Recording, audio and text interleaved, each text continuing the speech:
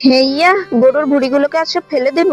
এই চম্পা, গরুর ভুঁড়িগুলোকে সব ফেলে দিলি কেন? ফেলে না দিয়ে কি করব? বাড়িতে এগুলো কেউ রান্নাই করতে চায় না। ফেলে না দিয়ে গরিব মানুষদেরও তো দিয়ে দিতে পারো। তাহলে এগুলোকে আমি নিয়ে যেতে পারি? নিয়ে যাও, বাসায় নিয়ে গিয়ে মজা করে রান্না করে খাও। যাই, বাসায় নিয়ে যাই। এই রাজু, তুই এখানে বসে কি করছিস? আর এই ভুঁড়িগুলো কোথায় পেলি? আরে এই দেখ, চম্পা এই ভালো ভুঁড়িগুলো ফেলে দিতেছিল।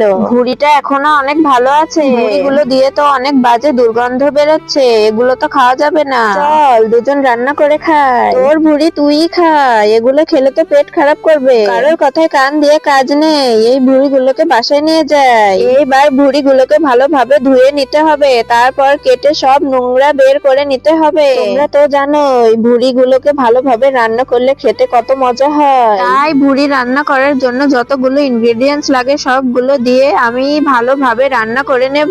রান্না হতে হতে বলে যাও। আপনি যদি আম খেয়ে থাকেন তাহলে ভিডিওতে একটি লাইক দিবেন, আর যদি লিচু খেয়ে থাকেন তাহলে চ্যানেলটি সাবস্ক্রাইব করে দিবেন। আর আপনি কোন ক্লাসে পড়েন কমেন্ট করে জানাবেন। তোমাদের সাথে কথা বলতে বলতে আমার রান্নাও শেষ, এখন পরিবেশন করব। সবাই একসাথে বসে মজা করে খাবো। ওয়াও, অনেক সুস্বাদু।